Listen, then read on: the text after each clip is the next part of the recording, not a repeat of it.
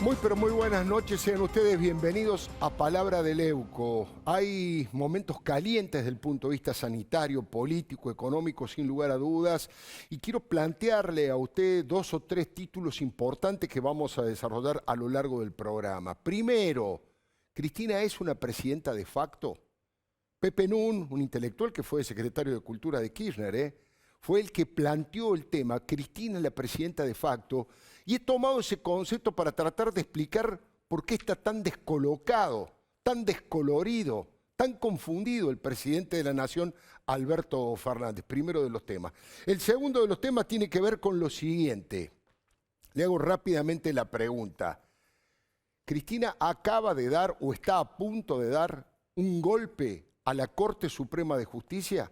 ¿Ataca a la justicia por la cima, por el máximo tribunal para apoderarse definitivamente de la justicia y buscar la impunidad y la venganza contra los exfuncionarios? Y la tercera pregunta que le planteo es, ¿quién mató al padre Mujica? Yo sé que es un tema que puede parecer de otra época, pero en los últimos días, por distintos motivos, entre otros, por la aparición de este libro, Los 70, el libro Los 70 de Ceferino Reato, que está aquí con nosotros. Ceferino, muy buenas noches. Se ha reactualizado. Patricia Bullrich, en el programa de Juanita Viale, ha dicho que a los montoneros fueron los que asesinaron al padre Mujica. Y se apoyó en Antonio Cafiero, que juró por Dios que el padre Mujica le dijo que lo iban a matar. Enseguidita vamos a tratar ese tema también. Y está con nosotros el ex fiscal Pablo Lanuse. Buenas noches, doctor. Gracias por venir. De todos estos temas vamos a conversar con él de inmediato. Pero déjeme que le diga desde el punto de vista editorial en donde estoy parado. Mire, Pepe Nun no es un gorila ni un oligarca. Néstor Kirchner lo designó secretario de Cultura de la Nación, cargo en el que estuvo durante 5 años. Es un abogado recibido con honores, un politólogo que llegó a ser investigador superior del CONICET, un intelectual muy respetado que completó su formación en París, en Nueva York y en Canadá. Si fuera un gorila o un oligarca, Kirchner no lo hubiera sumado a su gestión y Nun tampoco hubiese aceptado. Hoy sus opiniones son reproches durísimos contra Cristina y su gobierno. Pepe dijo, escuche usted, que estamos viviendo una autocracia absolutista, y calificó a Cristina como la presidenta de facto que maneja el Senado a su antojo. Muchas veces utilizamos gobierno de facto, ese concepto, gobierno de facto, como un sinónimo de dictadura. En realidad, facto es un término latino que significa hechos consumados o por la fuerza de las circunstancias. Y es cierto, Cristina es la presidenta por la fuerza de las circunstancias y por un hecho consumado. A Alberto Pepe Nun le reservó el mismo lugar de antes, jefe de gabinete de Cristina. ¿No me cree? No hay separación de poderes, el Estado es lo mismo que el gobierno, y lo demuestra cotidianamente la presidenta de facto que tenemos, porque esta es otra originalidad argentina, una presidenta de facto, que maneja a su antojo el Senado. Yo apunto al mismo, apunto a lo mismo. Lo digo de otra manera, de otra forma. Yo le llamo la jefa del jefe de Estado. Estoy convencido de que esa es la principal anomalía que estamos viviendo. Y todos los problemas más complejos que estamos atravesando los argentinos derivan de ese pacto espurio entre Cristina y Alberto. Vos me das la impunidad y yo te doy el sillón de Rivadavia. Tiene razón Pepe Nun. No hay doble comando como algunos ingenuos o tranzas creían. Hay una usurpación del cargo por parte de Cristina, que es la única que manda en el gobierno. Daniel Sapsay, tal vez el constitucionalista más importante, definió el gobierno como un régimen vicepresidencial y aseguró que esa es la principal violación de la Constitución. En el artículo 87 define como unipersonal al Poder Ejecutivo. Y acá se han invertido los roles. Alejandro Boreste, con el humor y la ironía de siempre, la llama la vicepresidenta en ejercicio virtual y remoto de la presidencia.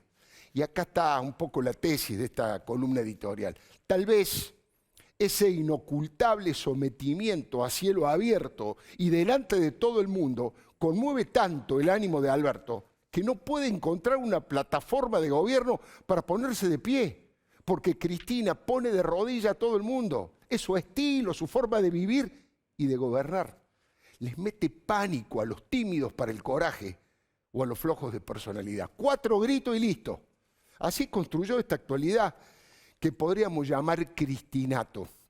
Ahora voy a tratar de explicarle qué es lo que es el cristinato, que obviamente asimilo, es una forma de rebautizar el unicato, pero eso se lo digo en instantes porque quiero escuchar a un periodista de mucha trayectoria política, un gran analista como es Seferino Reato, y a un abogado, un ex fiscal que también conoce profundamente la Argentina. Bueno, ¿qué pasa con esto? ¿De cuál es el rol de Cristina y cuál es el rol de Alberto Fernández respecto de la Constitución y respecto de la realidad política que usted observa, doctor?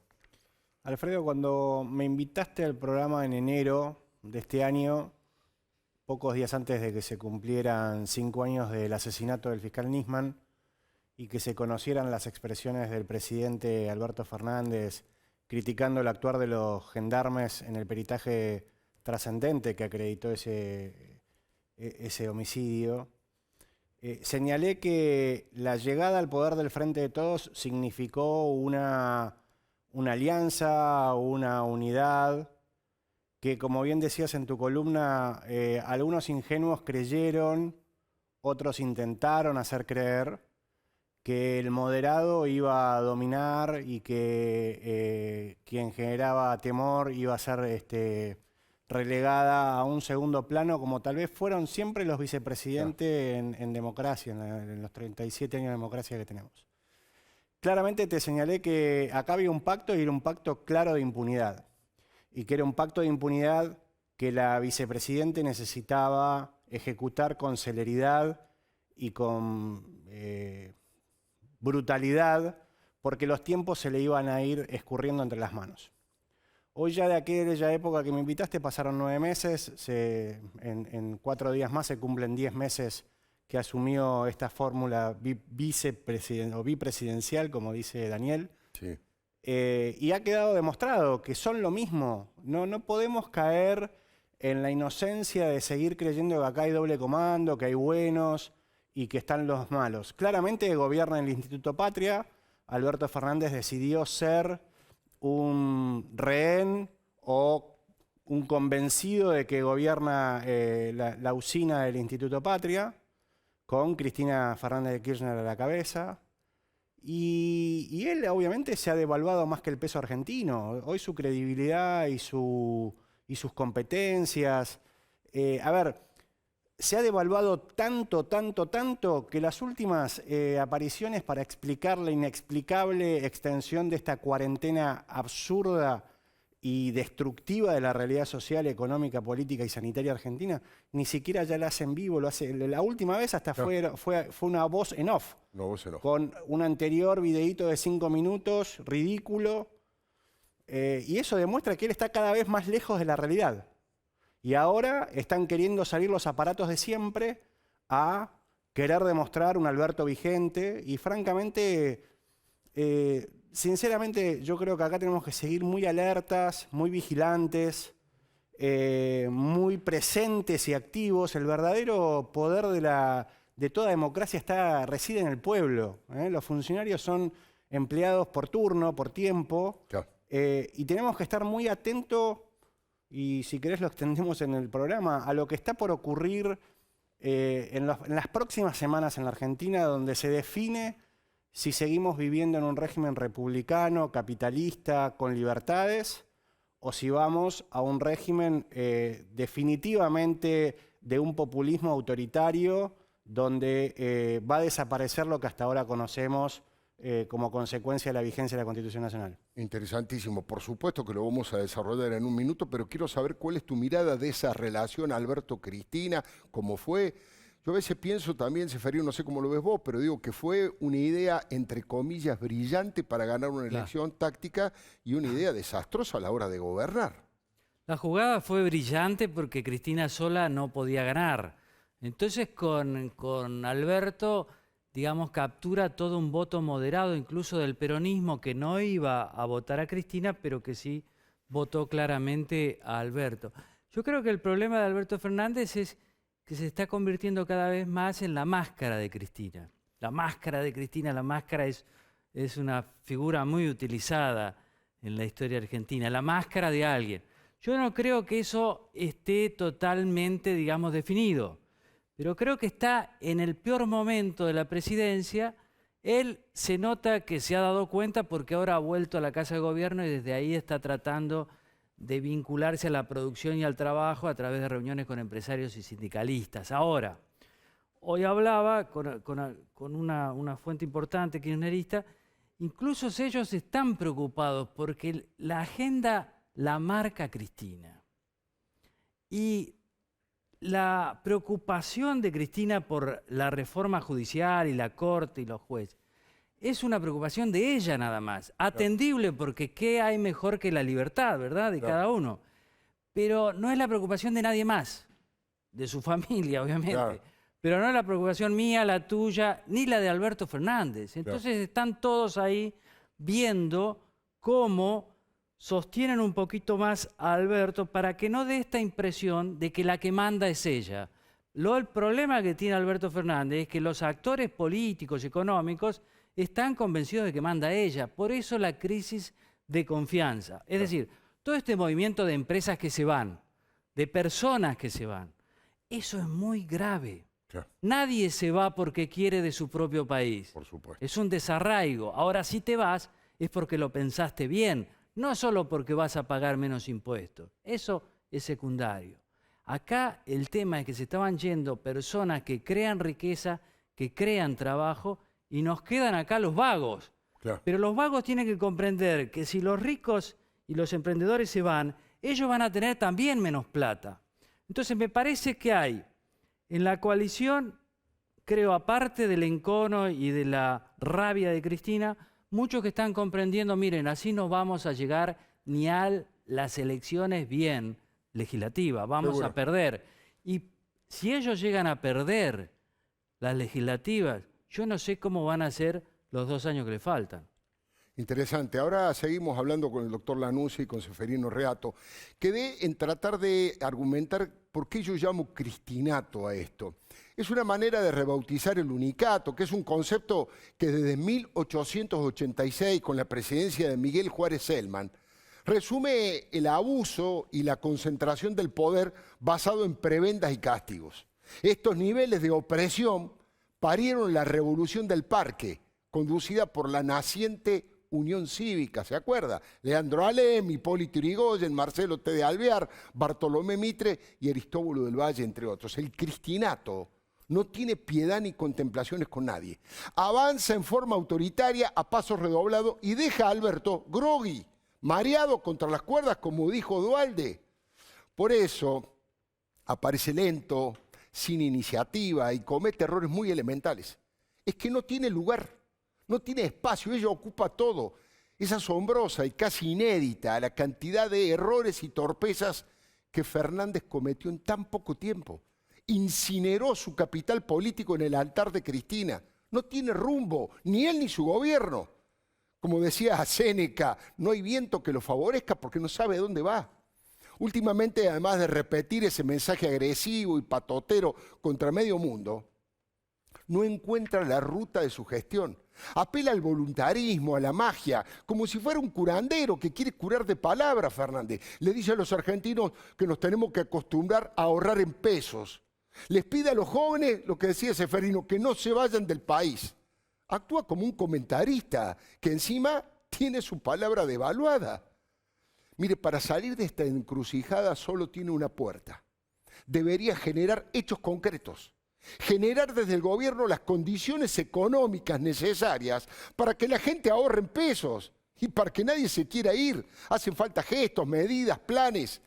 No sé, que se baje el sueldo él y obligue a sus ministros, funcionarios y legisladores que hagan lo mismo, que dejen de hostigar y perseguir a Horacio Rodríguez Larreta, un posible candidato a presidente de la oposición, que respete la opinión del periodismo y de la oposición, que demuestre que no se entromete en la justicia.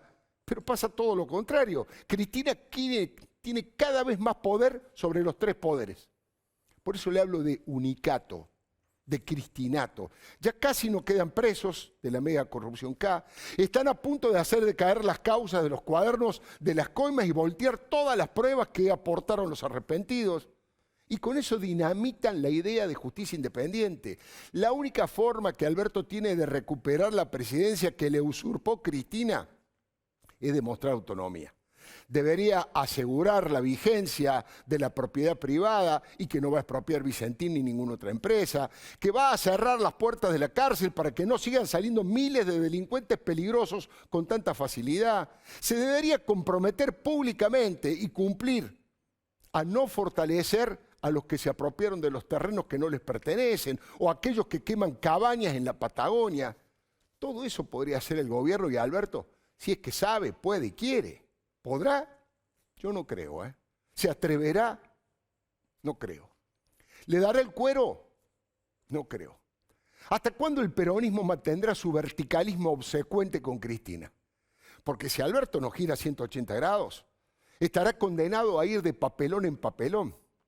No habrá ficha limpia, ni se van a cambiar la lista sábanas, y van a seguir ingresando legisladores de la calaña de Juan Ameri. ¿Se acuerda Juan Ameri? ¿Se acuerda lo que hizo con su pareja, con su esposa sentada en la falda, cuando le levantó el corpiño?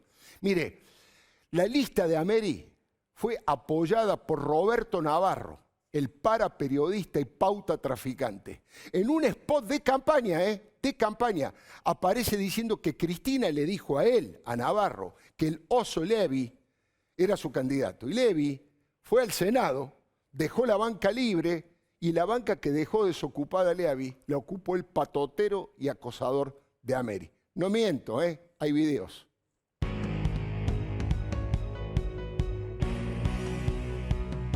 Cristina me dijo que mi candidato en Salta es Sergio El Oso Leavi, porque él es el que yo confío para que dé esa pelea acá.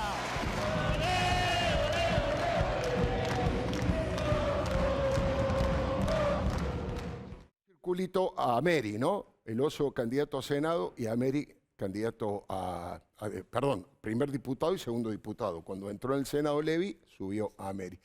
Mire, Cristina no hace otra cosa que espantar inversores y empresas con su actitud vengativa y anticapitalista.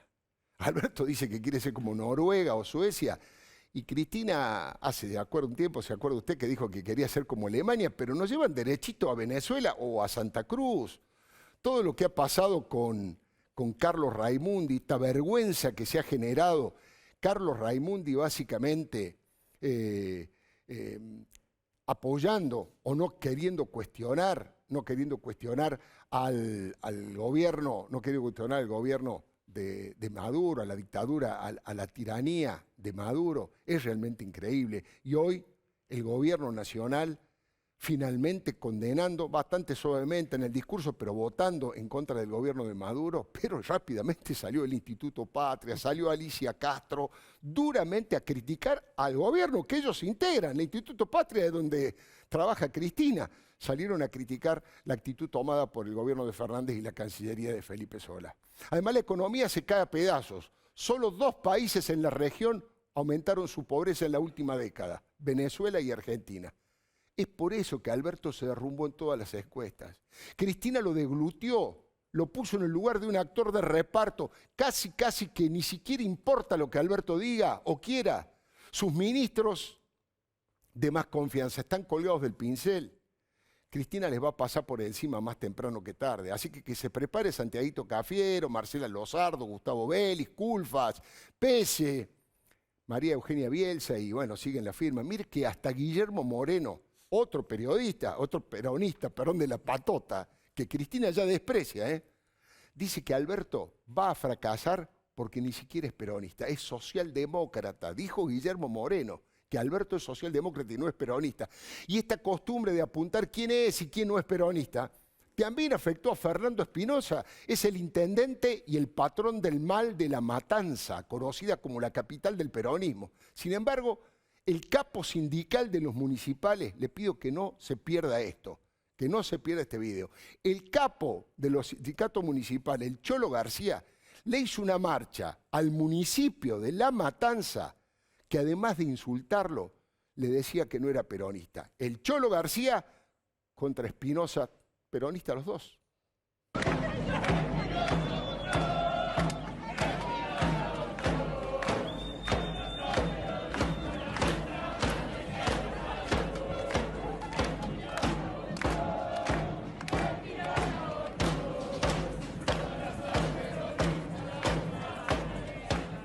Bueno, Espinosa Botón, vos no sos peronista y usted el resto ya se lo imagina o lo habrá visto allí convenientemente cortadas las peores palabras. Ahora me pregunto y le voy a preguntar a mis invitados.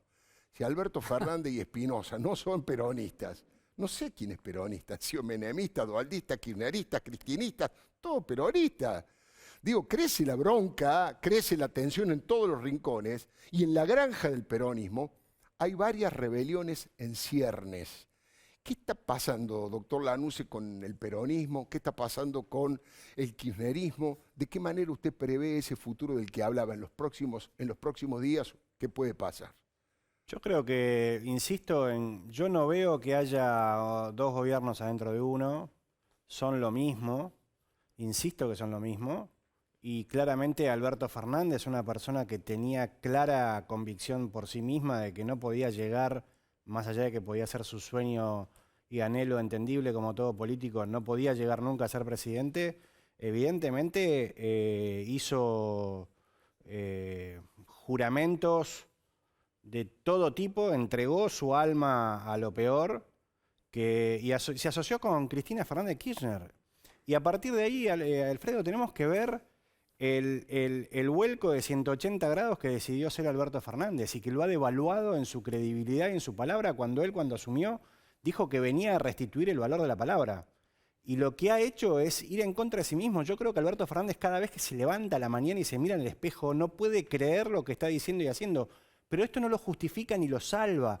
Él decidió, a partir de que se asoció con Cristina Fernández de Kirchner, a caminar este sendero. No es una víctima de Cristina Kirchner, es el socio de Cristina Fernández de Kirchner. No. El socio político, y le es funcional a todas sus necesidades, no solamente la necesidad de su impunidad. Porque uno podría decir, bueno, como bien decía Ceferino, el problema de la justicia no es un problema de Alberto Fernández. Es verdad, Alberto Fernández no tiene causas en la justicia. Ahora, por eso permite que se destruya y se aniquile y se pisotee la Constitución Nacional, que se afecten todos los derechos de nosotros, que el Congreso, los médicos tienen que ir a trabajar, los bomberos tienen que ir a trabajar presencialmente, los enfermeros tienen que ir a trabajar, los que reparten comida tienen que ir a trabajar por todo el país, los senadores y los diputados no pueden ir a trabajar presencialmente. ¿Qué clase de democracia estamos viviendo? ¿Una democracia virtual que una señora apaga el micrófono cuando le queda cómodo y mutea a toda la gente? Estamos viviendo una democracia virtual. No estamos viviendo una democracia constitucional. No estamos viviendo en un régimen republicano.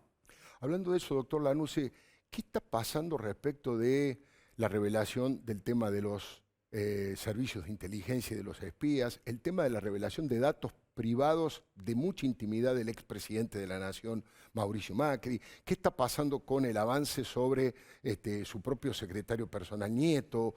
¿Cómo está juzgando usted todo eso? ¿Por qué está ocurriendo eso si en principio no parecen causas que tengan fundamento, primero, y segundo, tampoco se nota que le dé algún tipo de rédito político ni a Alberto ni a Cristina? ¿Por qué está ocurriendo eso? Está ocurriendo eso por la sencilla razón de que anidan en su odio y en su ánimo de venganza.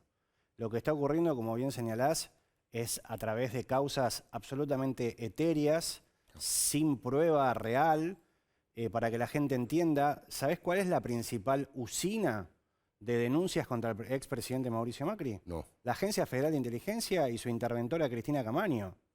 La supuesta decisión del presidente Alberto Fernández de venir a limpiar y poner luz en los sótanos de la democracia, la están utilizando para generar persecución ilegal contra el presidente Macri y contra sus funcionarios.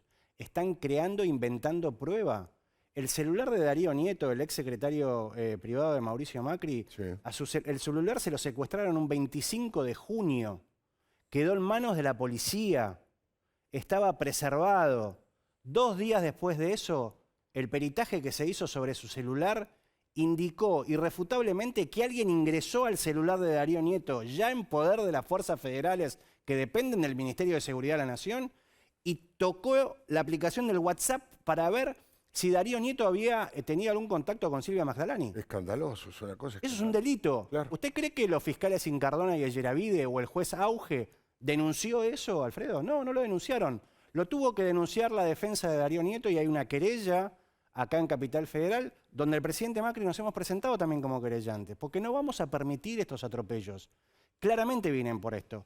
Es escandaloso, gravísimo, delictivo el comportamiento de la interventora Cristina Camaño y de los fiscales Yeravide y Incardona al haber ventilado información sensible de inteligencia que expuso la integridad física de agentes de inteligencia en el país y en países sensibles como en el Líbano. Claro, claro. A ver, Alfredo, cualquiera que ha trabajado una causa de inteligencia sabe que la información que se recibe tiene que quedar preservada por la misma ley de inteligencia. Y todo aquello que no es propio de la causa se tiene que testar. No puede quedar un nombre real, ni mucho menos el nombre supuesto del agente de inteligencia, mucho menos su lugar de destino, sus órdenes operativas. Todo eso se difundió. ¿Inoperancia? No lo creo.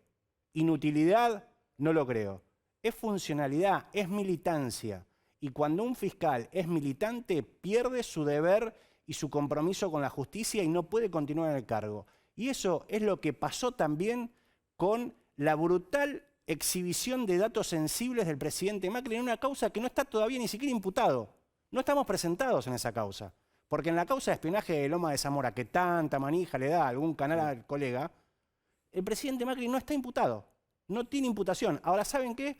No solo el peritaje, los peritos de las fuerzas federales que dependen del Ministerio de Seguridad se encargaron en el celular de Nieto de sacar datos sensibles de Mauricio Macri, vaya a saber para qué, sino que los fiscales Incardona y Yeravide expusieron tarjetas de crédito, claves, accesos, la clave fiscal y la clave fiscal del presidente Macri para acceder a la FIP. Cosa que se tuvo que cambiar de inmediato, pero estuvo durante varios días eso al acceso de cualquiera. Eso es delito, Alfredo, es delito. No puede trabajar la agencia del Estado en la supuesta persecución de un delito cometiendo delitos porque se convierten en delincuentes. Y eso es lo que son una mafia que vienen por todo. Tenemos que entenderlo, por favor. No creamos que hay 2 gobiernos, no creamos que Alberto va a dar un giro de 180 grados. Vinieron para esto, vinieron para consumar lo que no pudieron hacer porque nunca se imaginaron que Mauricio Macri les iba a ganar las elecciones en el 2015. Y efectivamente ganaron. ¿Y saben qué? Es verdad, volvieron mejores para terminar de destruir la República Argentina y todo aquello que se levante para tratar de defender nuestras libertades. Fuertísimo, con declaraciones fuertísimas del doctor Pablo Lanuse. Seferino, conocés profundamente, has trabajado mucho analizando, buscando información respecto de lo que es el peronismo a lo largo de toda la historia. ¿Cómo lo ves al peronismo en relación con Cristina en estos momentos, ¿no? Y yo lo Porque veo... off the record, digo, la experiencia mía, off the record, gobernadores e intendentes se quejan, pero después públicamente nada.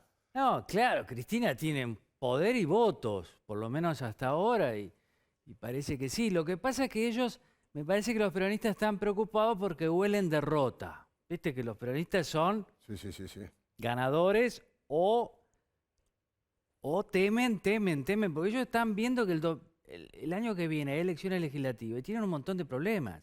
Las legislativas siempre favorecen a la oposición. Claro. Para el oficialismo son siempre un problema. Y ahora... Si vos, yo comparto totalmente tu análisis, pero por lo que vos decís, el presidente Alberto Fernández está en jaque. Sí. Y es un jaque difícil, jaque jodido sería en el lenguaje técnico. ¿Cómo salir de ahí? Y los peronistas dicen, ojo, este puede fracasar. Mirá, hace 10 meses que estamos y mirá todos los problemas que tenemos. Claro. Y hay muchos problemas. Porque el problema judicial es un problema importante, pero el problema de la pobreza, el problema del desempleo, si lo medís bien, y Artemio López lo reconoce, estamos en el 29% de desocupación abierta. Claro. Claro. Un tercio de la población, solo un tercio tiene empleo. Es inviable, ¿no? Entonces eso es un gran problema para el peronismo. El peronismo banca cualquier cosa. Lo que no se banca es que no haya dinero en el bolsillo, Claro. que no haya empleo o que no haya ayuda social. Y me parece que tanto rum rum dentro del peronismo se debe a que olfatean que el gobierno está mal. Y el gobierno está mal. Yo no sé si va a ser, como dice el doctor, dice que no lo salva ni un giro de 180 grados, no sé. Pero creo que la única manera que tiene Alberto Fernández de sobrevivir es un cambio drástico de gabinete. Hay que ver si se anima, Claro. porque tenés que tener volumen. Fíjate, hicieron este gesto con Venezuela Sí. y se le tiraron todos en contra. No, Yo incluso no le dio la fuerza para desplazar a Raimundi. Raimundi sigue en su cargo. ¿Y Raimundo qué está haciendo ahí? Y bueno, lo banca Cristina, lo banca Cristina. Lo banca Cristina. Ahora, Es... a ver, hay que ver, porque por ahí Felipe Solá o Alberto Fernández mañana se echan atrás. Ojo, si se echaran atrás sería un signo de gran debilidad. Y un presidente en la Argentina, un líder en peronismo, no puede ser débil. Hablando de cuál es el futuro, Joaquín Morales Solá este domingo tituló su columna en el diario La Nación, "El proyecto es Máximo Presidente". El justicialismo tiembla y además cree que si nombran a Alberto como jefe del partido, como están proponiendo para el 17 de octubre, ¿pueden exorcizar ese demonio? En estos días circuló mucho la versión de que la movida empieza con colocar a Sergio Massa como jefe de gabinete y a Máximo como presidente de la Cámara. Y así quedarían la madre y el hijo listos en la línea sucesoria por si Alberto sufre algún inconveniente, ¿vio? No creo que Massa se suicide políticamente. Si hace eso, quedaría a tiro de Cristina y en diputados está blindado. Mire, casi no hay grupo en la Argentina que esté conforme con lo que está pasando y con lo que no está pasando. Los problemas son múltiples, sumamente graves. El diputado Fernando Iglesias dice que este es el gobierno de la reina y el virrey y que sus enemigos, los enemigos de este gobierno, son la clase media. Bueno, si uno mira el golpe económico contra la clase media, la caída brutal de la clase media en prácticamente todos sus sectores, es tremendo. Ahora, el eje del mal, la patrona del mal es la presidenta de facto, o el cristinato, que no es lo mismo, pero es igual. Ahora, quiero referirme básicamente a esto de que Cristina quiere cortarle la cabeza a Carlos Rosenkrantz. Entramos en el tema de la justicia. Le quiere cortar la cabeza a Carlos Rosenkrantz y al resto de la Corte Suprema. Por eso le ordenó a su talibán más genuflexo, a Leopoldo Moró, que diga lo que dijo, que le quieren hacer juicio político a toda la Corte porque según este tránsfuga ex radical, la composición de la Corte está agotada e institucionalmente muy degradada y que se dedican a perder tiempo jugando al truco. Una provocación típica de Cristina y de su provocador preferido. De esta manera, creo que Cristina dio su golpe más grave y peligrosamente antidemocrático contra la división de poderes y la República, porque el objetivo es destruir al presidente de la Corte Suprema y al resto de los integrantes. Pero ya había empezado con la máxima autoridad del tribunal, del máximo tribunal. Rosenkrantz es el jefe de uno de los tres poderes del Estado, señores. Yo sé, Cristina lo hace en defensa propia, casi que no tiene otro remedio, porque ella se da cuenta que tiene que someter a los tribunales desde la cima. Es la única manera segura que Cristina tiene de evitar la cárcel y además de lograr impunidad para ella, para sus hijos y para los cómplices del cártel de los pingüinos. Está obsesionada. ¿Por qué? Porque se juega su libertad ambulatoria. Y además es un aviso, una forma de intimidar a los 5 integrantes de la Corte, pero también a todos los jueces y a todos los fiscales que tengan la osadía de avanzar con las causas de mega corrupción de Estado que tiene que afrontar con 6 juicios orales en marcha, Cristina. La Comisión Veraldi, que está presidida obviamente por el abogado personal de Cristina, es otra espada de Damocles. Van a impulsar la ampliación de la Corte hasta lograr tener una mayoría automática, como en los tiempos de Carlos Menem o los de Carlos Zanini cuando era presidente del Tribunal Superior en Santa Cruz. Por eso muchos carteles en los banderazos de los últimos tiempos dicen: la grieta es entre mafia o república, o entre delito e impunidad. Mire, Jorge Lanata este domingo suele hacerlo, lo registró con mucha ironía en su programa. Cristina sobrevuela la escena y la vemos preocupada más que nada por lo siguiente. Quiero cagar a los jueces. Hay que hacerle juicio político a Rosenkrantz. Esos son los problemas importantes. Manga de inútiles. Que recorra, Cristina. Acá también arriba. Hola, ¿me escuchan? Sí, la escuchamos, señora. ¿Me escuchan bien? Ya que está ahí, adiós, Cris, adiós. Ya vamos a hacer algo con los jueces, es cuestión de tiempo. Es impresionante. Este programa de la Nata hizo picos de arriba de 14 puntos de rating. Para los que no están familiarizados con este tema, le digo que tiene un rating espectacular la Nata e infrecuente en los programas políticos en la televisión argentina y no solo en los programas políticos. Hay un dato ahí también, ¿no? Hay una señal política también. Por eso yo digo, Cristina no le va a resultar fácil accionar su guillotina afilada contra Rosenkrantz. Se trata de un juez intachable desde lo ético y de gran prestigio académico. Fue uno de los discípulos predilectos de ese inmenso jurista llamado Carlos Nino y tiene una maestría y un doctorado en la Universidad de Yale. Además, los argumentos reclamando el inicio del juicio político que expuso la diputada Vanessa Siley son de una fragilidad conceptual sesgada con fanatismo ideológico, floja de papeles y fuerte militantismo, para decirlo en dos palabras. El doctor Sapsay lo calificó como una aberración. Insólitamente acusan a Rosenkrantz de favorecer a los terroristas de Estado de la dictadura, cuando desde muy joven colaboró con el equipo del doctor Raúl Alfonsín en los temas del nunca más y en el juicio de las juntas militares. Un hecho histórico sin antecedentes en el mundo. Simultáneamente, mientras tanto, Cristina y su marido no habían dicho una palabra de la violación a los derechos humanos. Se dedicaron a rematar las casas de los deudores hipotecarios y apoyaron a Ítalo Luder, que en su campaña electoral propuso convalidar la ley de autoamnistía de la dictadura. Vamos a hablar con nuestros invitados que conocen por distintos motivos todo el mundo de la justicia y qué puede pasar con esto, ¿no? Ahora después le voy a contar quién es Vanessa Siley y cuál es la importancia del rol que tiene dentro de lo que podríamos llamar el grupo de tarea judicial que rodea a Cristina. Doctor Lanuse, sí, tanto citar a Sapsay. Doctor Lanuse, bueno, ¿qué está pasando? Un honor, además. Un honor. ¿Qué está pasando respecto de la justicia y hacia dónde cree que ustedes van con este ataque a la Corte Suprema y bueno, al doctor Casal? Ahora vamos a seguir hablando del tema. Sí, ¿no? sin duda también van a venir por el procurador, ya están yendo por el procurador. A ver, esto es una práctica común del núcleo duro del kirchnerismo, en donde nuevamente, cuanto menos el silencio omisivo del presidente es funcional y ayuda a que todo esto esté ocurriendo. Estas son las cosas que espantan a los inversores, estas son las cosas que generan pobreza, que generan desempleo, que generan esta inestabilidad y esta tensión social. Esto es lo que va a generar nuevamente que este 12 de octubre haya nuevamente una marcha estrepitosa en favor de la República, en favor de la libertad y en favor de la independencia de los jueces. Porque un juez que no tenga serenidad para poder trabajar significa que todas nuestras libertades están condicionadas, todo nuestro patrimonio está condicionado.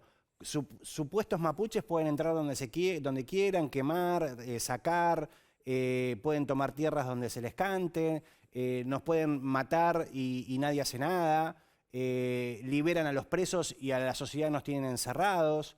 Y eso ocurre, a ver, los abogados no somos considerados una actividad esencial, Alfredo. Sí.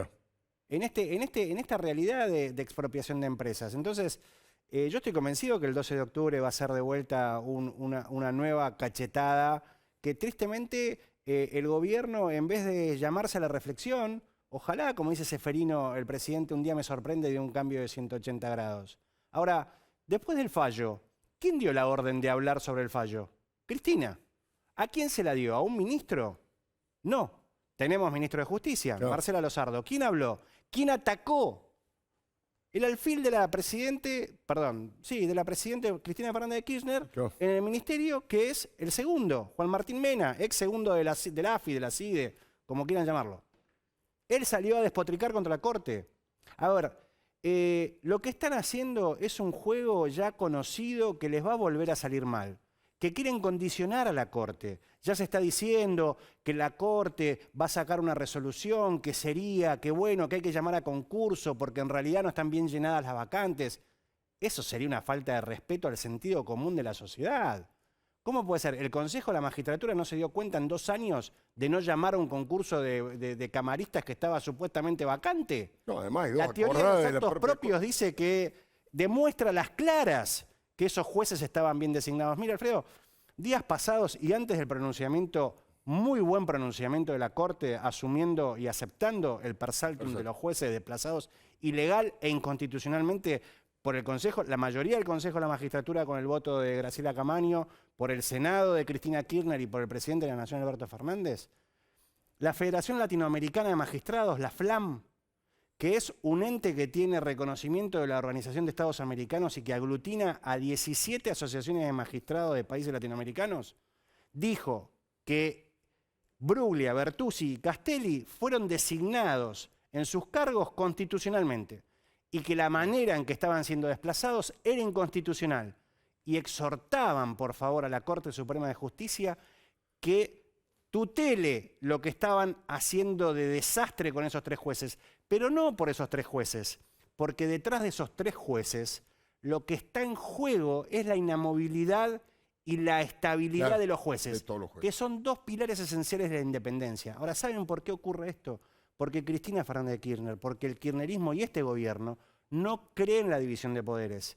Quiere esta autocracia, quiere este poder, este populismo absoluto, autoritario, donde no haya control. Los descoloca que alguien les diga que se equivocaron, porque se creen perfectos. Y creen que, a ver, Cristina cree, y yo creo que el gobierno claramente, que porque obtiene, a ver, claramente la mayoría en una elección te da derecho a gobernar. Nadie lo pone en tela de juicio. Y por supuesto que reconozco los resultados electorales del año pasado. Ahora, lo que no te da es derecho a destruir las instituciones. No te da derecho a destruir la República. No te da derecho a destruir e ignorar a la oposición. No te da derecho a no buscar consensos. No te da derecho a destruir la democracia como concepción de diálogo, de ideas para buscar ideas superadoras. El núcleo duro del kirchnerismo abreva en la violencia setentista y no me quiero meter en lo que más sabe, en lo que nos enseña Ceferino. Es mi humilde opinión. Seguro. Y abrevar en esas aguas no te puede llevar a otra cosa que intentar hacer lo que están haciendo, destruir todo.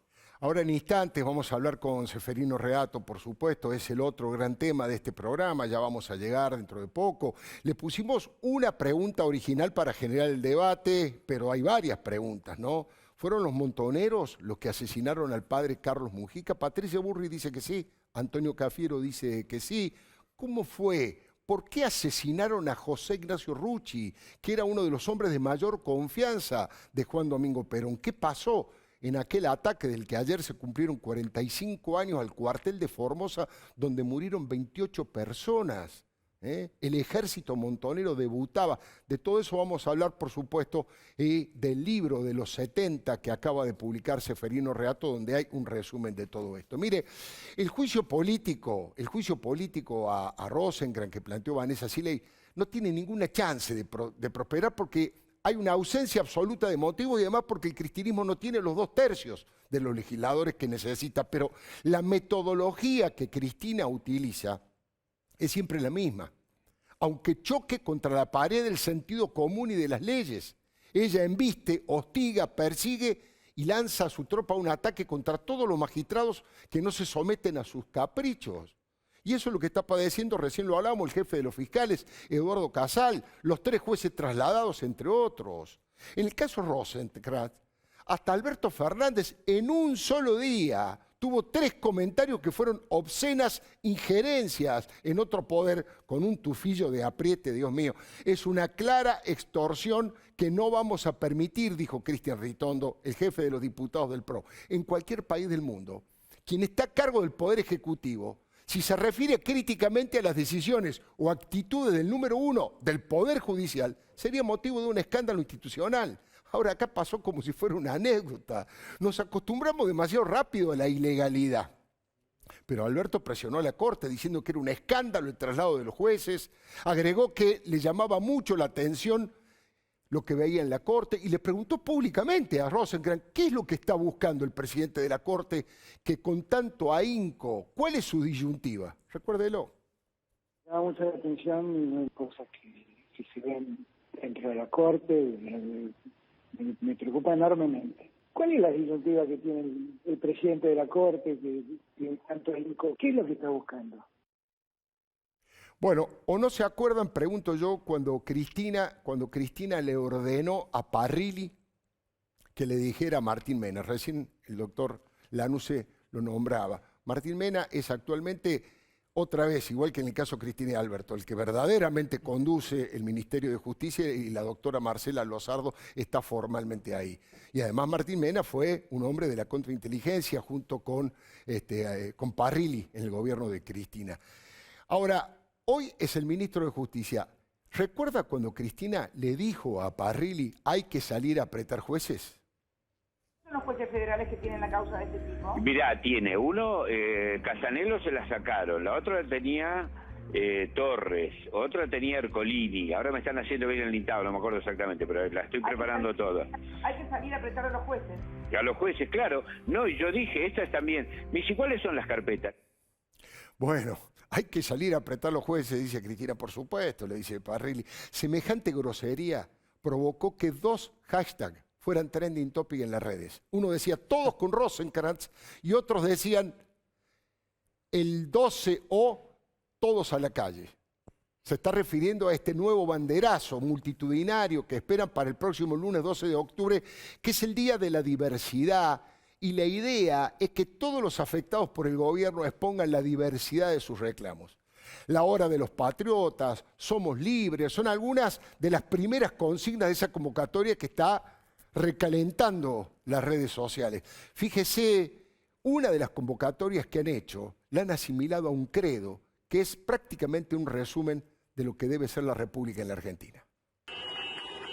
Creo en la igualdad ante la ley. Creo en la independencia de los poderes. Creo en el Congreso como templo de la democracia. Creo en la justicia como garante de la libertad. Creo en los hombres y mujeres de mi patria. Y en la Constitución que consagra sus derechos. Creo en la libertad de prensa, de opinión y de empresa. Creo en la propiedad privada. Creo en el derecho a la privacidad y el trabajo. Creo en el castigo a los corruptos y el respeto a los honestos. Creo en estos principios y juro solo a ellos someterme. En ellos y por ellos me declaro libre. Este es uno de los videos que está circulando como a manera de convocatoria y todo esto se desarrolla durante este intento de imponer la reforma judicial, que es un traje a la medida de Cristina. El meme que circuló en las redes lo decía con una claridad tremenda. Cuando hubo que elegir entre salud y economía, eligieron el ataque a la justicia. Y es dolorosamente cierto. Ya estamos entre los países del mundo con más contagios, con más muertes, con más cuarentena, con más destrucción de la economía y con menos testeo. Tal vez por eso, Patricia Burri, a título personal, porque esto no es una convocatoria partidaria, pero a título personal ya dijo que se va a sumar a la concentración, a la marcha de este banderazo del lunes 12. El 12 de octubre voy con mi bandera y mi auto a la marcha. Y voy porque creo que tenemos que salir de esta situación en la que estamos. Miles de empresas, comercios, trabajadores, estudiantes, todo el país en la debacle total, por una situación que se podría haber evitado. Y los estudiantes que no vuelven a estudiar, los chicos en sus casas, sin escuelas, destruyendo un año de educación. Y por todo esto tenemos que marchar, porque además, atrás de esta agenda, hay una agenda clandestina. Está la agenda de la vicepresidenta, de la impunidad, del querer llevarse la Corte Suprema puesta, de llevarse los jueces puestos, de llevarse al procurador, de decir en la Argentina no pasó nada, hay impunidad. Y nosotros esa no la vamos a dejar pasar. Yo, Patricia Bullrich, el 12 de octubre estoy ahí por nuestra libertad y por nuestra república. ¿Vamos?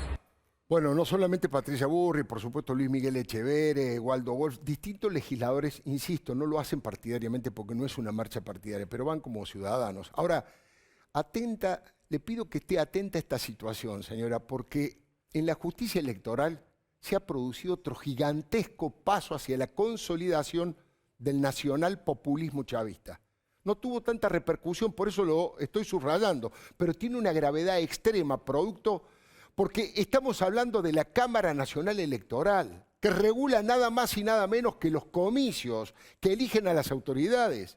Lo que pasó pinta en toda su dimensión al ladrifeudalismo del doble discurso. Mire, la Cámara Nacional Electoral tiene 3 integrantes. Falleció un juez, quedó una vacante.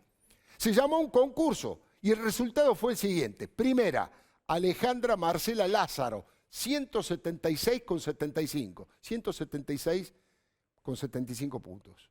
Segundo, el doctor Raúl Daniel Beja, 167. Era la gran posibilidad de que una mujer integrara por primera vez una cámara tan importante. Además, había terminado primera en el concurso. ¿A quién eligió Alberto Fernández? O mejor dicho, Cristina. Al juez tucumano Bejas. El juez Bejas es ex apoderado del Partido Justicialista de la provincia. Muy vinculado al gobernador Juan Mansur, al que sobreseyó en una causa por enriquecimiento ilícito, y abogado de las empresas de José Alperovich, que dicho sea de paso, está acusado de violación y abuso sexual. Y su expediente casi ni se mueve. Y que además es el senador, dicho de paso, más rico, con un patrimonio de 1.387 millones. Para que lo sepa, la diputada Siley, elegido por su gobierno, el juez Bejas, además se negó a citar al general César Milani en el caso de la desaparición del soldado Agapito Ledo. La doctora Lázaro fue la que mejores resultados tuvo, pero por conveniencia política la dejaron de lado. Encima, ella tiene una gran experiencia en el tema porque ya es la secretaria de la Cámara. El kirchnerismo se llena la boca hablando de equidad de género y a la hora de la verdad prefiere a un juez amigo. Ya enviaron el pliego al Senado. La diputada Paula Oliveto, indignada, habló de un macho de Mansur y las feministas K que siguen calladitas, lo dijo la diputada Oliveto. Parece que los machiruros son solamente anti-K. Hipocresía de Estado, dedocracia mata meritocracia y convivencia y conveniencia mata género. Es la radiografía de un intento de poner de rodillas a la justicia que la sociedad no puede permitir. Mire, Cristina lo hace en defensa propia. Los argentinos también. Le doy mi palabra y le pregunto al doctor Pablo Lanuse, a propósito de todo esto último, lo de la Cámara Electoral, me parece que es una gravedad que todavía no se ha tomado dimensión, ¿no? Es un hecho muy grave, Alfredo. No conozco a la doctora Lázaro. Creo que acá hay una clara demostración de que por qué el gobierno primero tiene estos dobles estándares que demuestran acabadamente sus inconsistencias o sus consistencias y que quedan al desnudo. Crearon con bombos y platillos un Ministerio de la Mujer y, a ver, no había que nombrarla porque era mujer, había que nombrarla porque ganó el concurso. Claro, salió primera. Pero además de ello, si fueran coherentes con sus políticas y los millones y millones y millones que le han asignado al presupuesto para el Ministerio de la Mujer, podrían haber sido coherentes con lo que comulgan, pero dicen blanco y hacen negro. Yo lamento que la doctora Lázaro no se haya enviado su pliego en la anterior gestión porque se podría haber hecho durante el gobierno de Mauricio Macri y ahora ha quedado en manos de una persona con todos estos interrogantes en una Cámara que, justo decirlo, está integrada por 2 señores jueces que son los doctores Alberto Dalavía y Santiago Corcuera, que están trabajando y ya han puesto también algo en que nos tenemos que empezar a focalizar, que es garantizar y exigir que las PASO y las elecciones generales del año que viene se realicen. Que no cambien la legislación. Y la Cámara Electoral este año, a mitad de año, emitió una acordada que puso en conocimiento del Ministerio de Interior, alertando con suficiente tiempo que en caso de continuar la pandemia y medidas restrictivas, se tiene que adoptar los presupuestos necesarios para que los actos legislativos se celebren. Con lo cual, si le sumamos a esto la felicidad que el gobierno le dio a Evo Morales de habilitar vaya paradoja, las escuelas están cerradas para los alumnos, pero se las van a abrir para que la ciudadanía boliviana pueda votar con la alegría y la algarabía de Evo Morales, que dijo que con esos votos tal vez ganan. Es de esperar entonces que el año que viene no nos engañen y quieran evitar esto. Ahora, creo que tenemos que darnos cuenta de la gravedad de los episodios que están ocurriendo, Alfredo, y la importancia que es defender lo que es el valor republicano de un juez. Y por eso a mí me gratifica y me alegra enormemente que el argentino, que la sociedad, la mayoría de la sociedad, ya no sale más cuando nos meten un corralito y nos tocan el bolsillo. La sociedad está saliendo a defender valores intangibles, pero tan importantes o más que lo que podemos tener en nuestras cuentas bancarias. Ahora, si con un secretario privado de un expresidente se meten las fuerzas de seguridad, se meten en un celular secuestrado y te quieren alterar y falsear su contenido para perjudicar y perseguir al opositor. ¿Qué nos queda de nuestros celulares, de nuestra intimidad? ¿Qué nos van a inventar?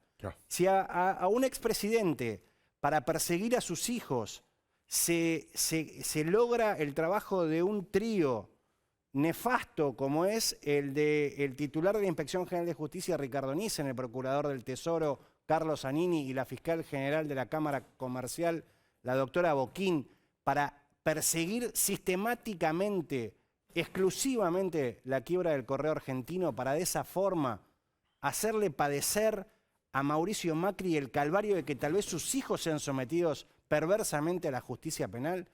¿Qué nos queda para el común de la ciudadanía? ¿Qué nos queda para nosotros? Matan a un policía, un delincuente, por más que estuviera desquiciado, asesinó a un policía. Sí. Y Frederick sale a echarle la culpa a la policía de la ciudad. Increíble. Para atacar al jefe. Cuando vos empezabas tu editorial, Alfredo, y culmino, dijiste, atacan a Horacio Rodríguez Larreta. Es cierto, pero no atacan a Horacio Rodríguez Larreta. Nos están destruyendo a todos los porteños. A los que y viven eso los porteños lo tenemos que saber. Y a todos los que vivimos en esta jurisdicción. No tienen límite. Y eso es lo más peligroso. Lo de Sabina Freddy me hacía acordar a alguien que se está ahogando porque no sabe nadar y con el dedito mientras se ahoga le da cátedra de natación a Horacio Rodríguez Larreta. Mire, en instantes vamos a conversar con Ceferino Reato de este libro. Ahí lo está viendo, Los 70. El libro de Ceferino Reato que habla de toda esa década, ese momento de la Argentina tan terrible, y por supuesto vamos a tratar de debatir con el doctor Carlos Clá, también con su informe especial respecto de qué pasó con Montoneros y el padre Carlos Múgica. ¿Quién lo mató? ¿Cómo fue lo de Rucci? ¿Por qué atacaron al cuartel de Formosa y hubo 28 muertos? En plena democracia le estoy hablando, Muy cortito, corte y ya venimos.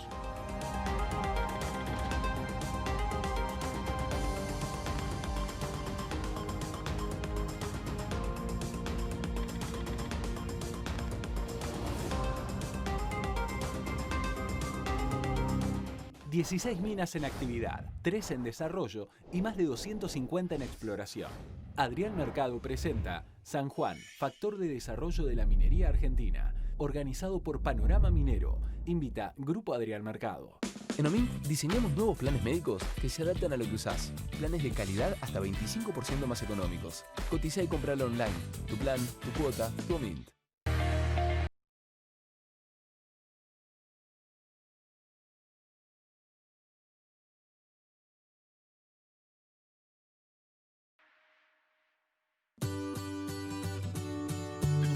Cachamay, un saludable momento.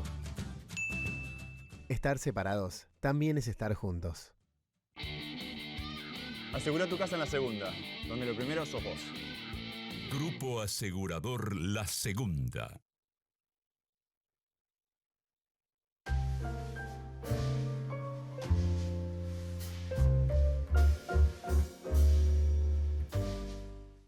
Somos Avalian. Estamos acá para darte una cobertura médica que te proteja en cada paso que das, para que puedas seguir haciendo eso que está en tu naturaleza. Mirar hacia adelante. Avalian. Cuidarte para lo que viene. Biox. Desinfectante eficaz para la prevención del coronavirus. Biogénesis Bagó. En Prevención ART cuidamos a los que trabajan, cuidando el recurso más importante que tiene una empresa, la gente. Prevención ART de Sancor Seguros, cuidando a tu gente, cuidando a tu empresa.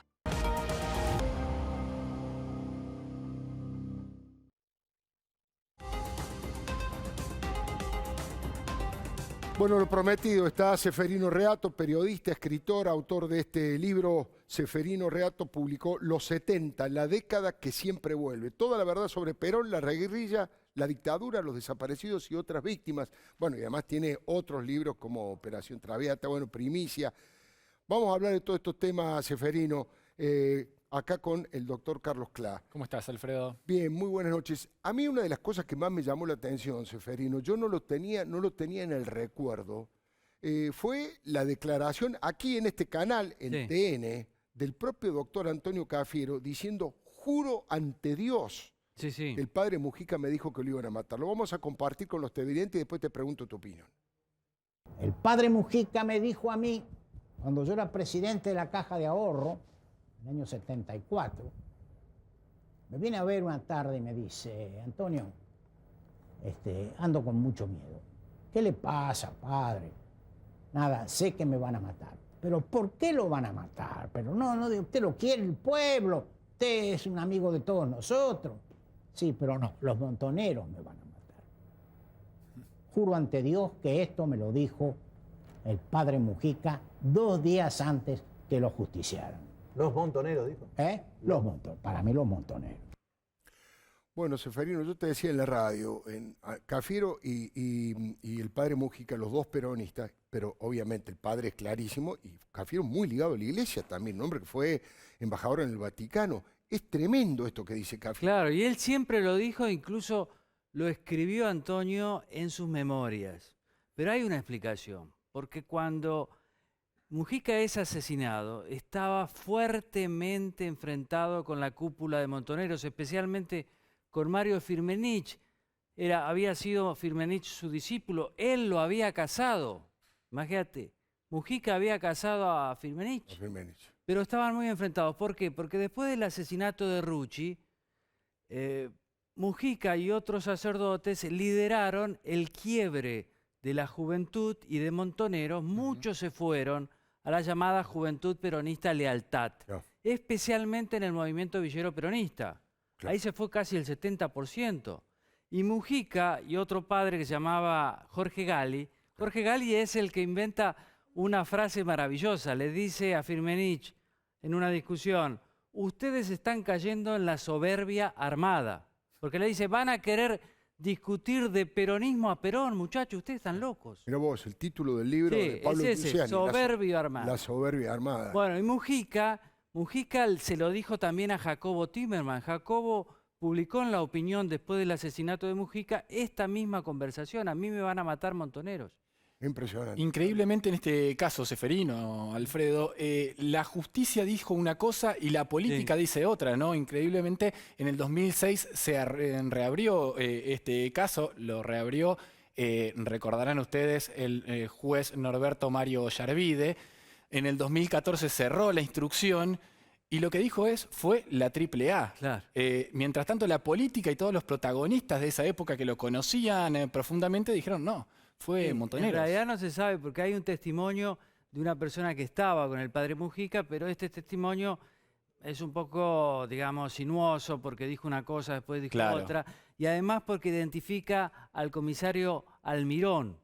Y la verdad que Almirón era de los secuaces de José López Rega el más identificable, tenía una barba así, no va a mandar López Rega a Almirón a matarlo. Es decir, es un asesinato que bien pudo haberlo asesinado la AAA o Montoneros, pero esto es importante. Montoneros no era una ONG. Claro. Mataba también. Sí, sin lugar a duda.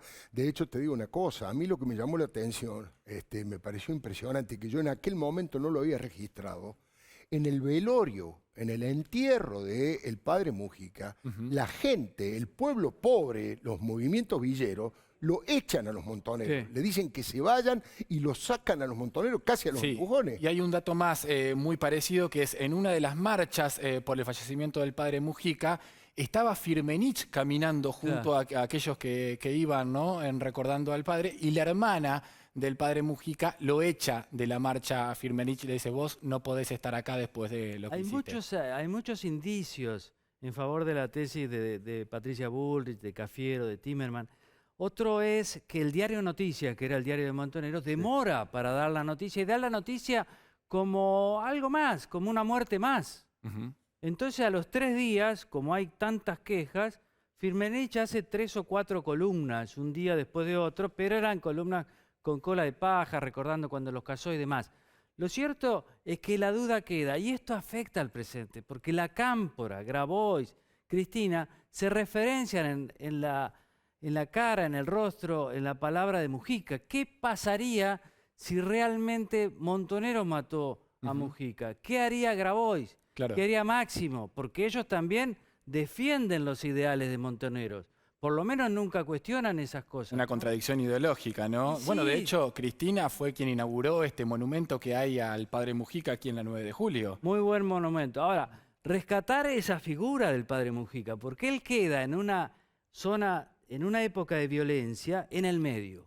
Porque él dice: miren, si yo avalé la violencia, y más o menos la avalé, fue porque Perón estaba afuera. Pero ahora que Perón volvió... Era la resistencia peronista contra de una dictadura, pero luego siguieron asesinando gente en la propia democracia. Claro, pues mucha gente no sabe eso. Mucha gente cree que durante los 70 hubo todo dictadura, y no es cierto. Hubieron 3 años de 4 gobiernos peronistas constitucionales. Cámpora, Alastir, el propio Perón e Isabelita. Gobiernos constitucionales. Y los grupos guerrilleros siguieron matando. ¿Y eso por qué siguieron matando? Porque a ellos no les interesaba la democracia, no les interesaban los derechos humanos. Es cierto que a casi nadie le interesaban los derechos humanos, pero a ellos tampoco. Ellos querían una revolución y una dictadura del proletariado, eso es claro. Mira, Patricia Bullrich estaba muy cerca en aquella época. Si bien no integraba las filas de Montoneros, sí estaba en la Juventud Peronista, que, digamos, era la versión pública de lo que era la Juventud Peronista de la tendencia. Y ella, en el programa que vos participaste con Juanita Viale, la nieta de Mirta, lo dice con toda claridad. Escuche lo que dijo Patricia Bullrich respecto de aquel momento. Ella no tiene duda que lo mató Montoneros.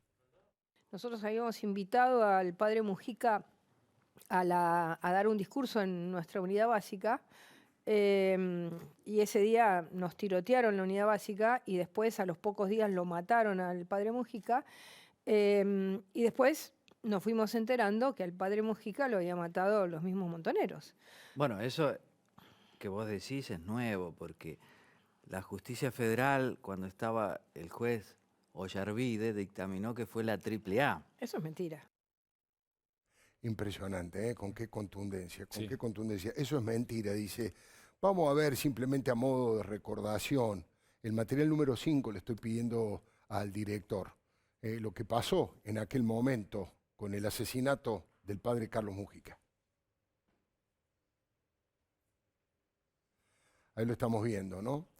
Los títulos de los diarios, la figura del sacerdote, como bien decía recién Seferino, ¿no?, que casó al propio Firmenich, un hombre que se enraizó muchísimo en el trabajo de las villas miserias, de los barrios más humildes de la Argentina. Seferino, los 70, has escrito mucho sobre la década del 70, pero acabas de publicar este libro y me gustaría saber cuál ha sido el motivo, qué podemos encontrar ahora con la década que siempre vuelve. Bueno, un poco ha quedado bastante claro lo que acabas de decir. Hay como una referencia histórica de algunos jóvenes ahora que, no sé, el otro día Máximo Kirchner, cuando fue el homenaje para José Ignacio Rucci, peronista, la mano derecha de Perón, citó a Agustín Tosco. Homenaje que se terminó haciendo la semana pasada, después incluso de que hubiese... En la provincia se había negado. En la provincia. Sí, yo creo que la década que siempre vuelve porque el kirchnerismo rescata los 70. Yo creo que en los 70 las guerrillas formaban parte de lo que se llamaba el socialismo nacional, el nacionalismo de izquierda revolucionaria, ¿no?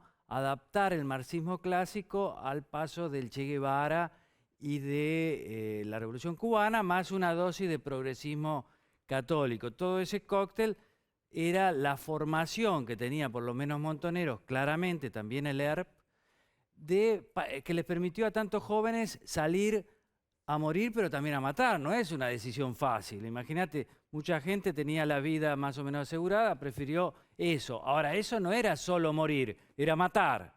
Y para eso tenés que tener un componente espiritual muy fuerte. La Iglesia Católica, una parte se lo dio. Es decir, la Iglesia Católica alimentó a los militares con Videla y compañía y a los guerrilleros. Y eso con el movimiento de sacerdote para el tercer mundo. No todos, pero sí un sector importante. Había, viste, la sangre derramada es de Boff. Claro. ¿Viste? Del teólogo de los teólogos de la liberación, de Leonardo Boff, sí. Y eso es importante tenerlo en cuenta, que también Chávez se inspira en eso, porque Chávez habla del socialismo siglo XXI, claro. Y él idolatra a Fidel, pero también al Che Guevara, y habla bien de Tupamaros y de Montoneros. Quiero decir, ojo con los 70. Entonces yo lo que decía es, vamos a hacer un raconto de toda la década. Vamos a empezar en los 70, que nace Montonero, nace el ERP, y vamos a terminar cuando recuperamos la democracia. Y vamos a decir que en el medio hubo gobiernos constitucionales. Y vamos a decir que lo que pasó. Que los grupos montoneros siguieron montando, los grupos del ERP también. ¿Ves como una vuelta en los 70 también que llevó el Papa Francisco al mundo? Digo, viste que hay como un discurso del Papa Francisco de el capitalismo y el coronavirus, se mezcla con todo, ¿no? ¿Ves esa internacionalización, si se quiere, del tema? Lo del Papa es marketing.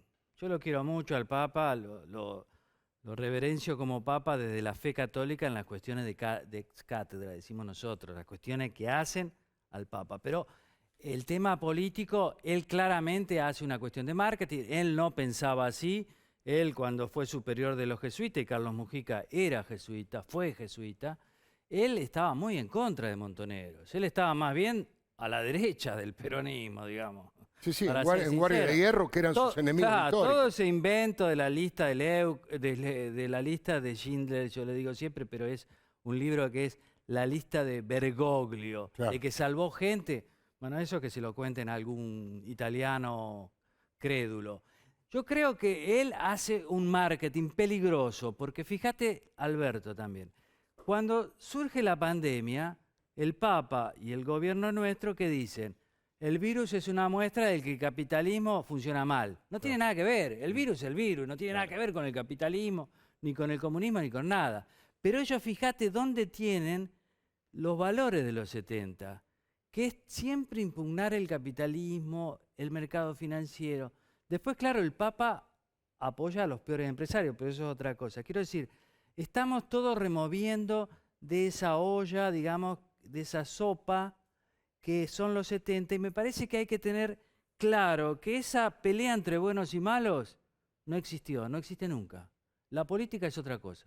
Ahora venimos en instantes nomás, vamos a hablar, aunque sea brevemente, de lo que fue el asesinato de José Ignacio Rucci. Ya venimos.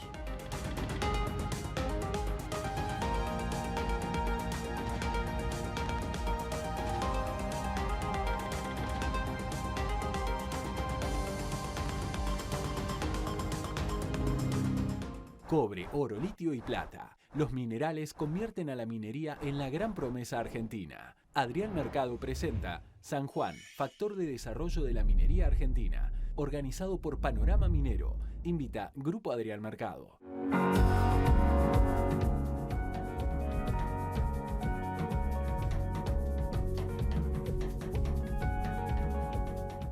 El Plan Detectar está llegando a cada barrio de la ciudad. Estamos haciendo una búsqueda activa de nuevos casos para identificarlos y resguardarlos. Así, estamos anticipándonos y cortando la cadena de contagio. Cuidarte es cuidarnos. Buenos Aires Ciudad. Innovación permanente. Vago. Ética al servicio de la salud. Entrá a www.voyasalta.com.ar. Arma tu viaje y vení cuando quieras hasta abril del próximo año. Compra hoy. Viaja mañana. Salta, tan linda que enamora. Así que ya sabes. Cualquier cosa que necesites. ¿Me avisás? ¿Abuela? Toca timbre.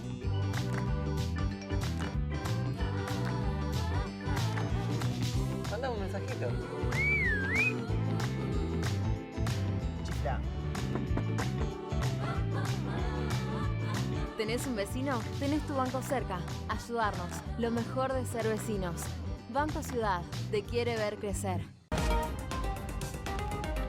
Lo que comentamos y lo que prometimos, por supuesto que el asesinato de José Ignacio Rucci fue el corte absoluto y para siempre de Juan Domingo Perón con los propios montoneros y la juventud peronista. De hecho, a partir de ese momento, Perón los mandó a perseguir a sangre y fuego a montoneros y a la juventud peronista la echó de la plaza acusándolos de estúpidos e imberbes.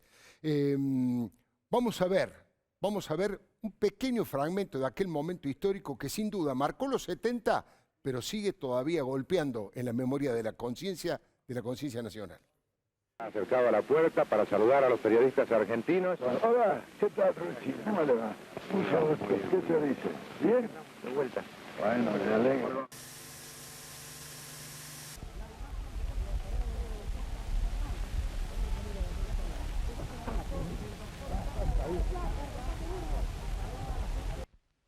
En la historia, y ahí está el cadáver. Efectivamente nos encontramos en Avellaneda al 2900, en el barrio de Flores, a pocos metros de la calle Nazca, y estamos observando el automóvil en el cual viajaba José Rucci. Aquí sabemos que hace muy pocos minutos se produjo un tiroteo. Ahí está, habían pasado 2 días de la tercera reelección de Perón, ¿no? ¿Cuál es tu opinión acerca del asesinato de Rucci? Bueno, como decía Alfredo, yo creo que fue el gran error de Montoneros. Se pelean con Perón, Perón los echa, primero los diezma, gracias a Mujica y a otros logra partir mucho la JP y realmente yo creo que Montoneros, claro, después se cae con la dictadura, las mazmorras de la dictadura, pero ya había perdido políticamente, porque esto los aleja de la política, los vuelve un grupo militar y entre grupos militares y militares iba a perder la pelea, pero es un error producto también de la arrogancia armada, de la soberbia armada. Fíjate que, como decís, Perón había vuelto al país y había ganado con casi el 62% de los votos. Claro. Y esto fue arruinar la fiesta del pueblo peronista también. Y en general la gente pensaba en ese momento que el único que podía ordenar las cosas era Perón. Y le quita el pie fundamental que era mantener bajo control a los sindicatos. Porque el pacto social de Perón era Estado, sindicatos, empresarios. Claro. Rucci era ese pilar. Sin lugar a dudas. Seferino, te agradezco mucho que hayas venido. Decirle simplemente que si algún fragmento de este programa usted lo quiere volver a ver, se lo quiere recomendar a alguien, es bastante sencillo, puede poner en Google eldiariodeleuco.com, todo junto, eldiariodeleuco.com, o ledoymipalabras.com y lo lleva al sitio en donde están las columnas, las entrevistas, todo lo que tiene que ver con el programa de la radio y en este programa de TN. A usted lo espero el próximo martes a las 10 de la noche aquí en Todo Noticias. Gracias.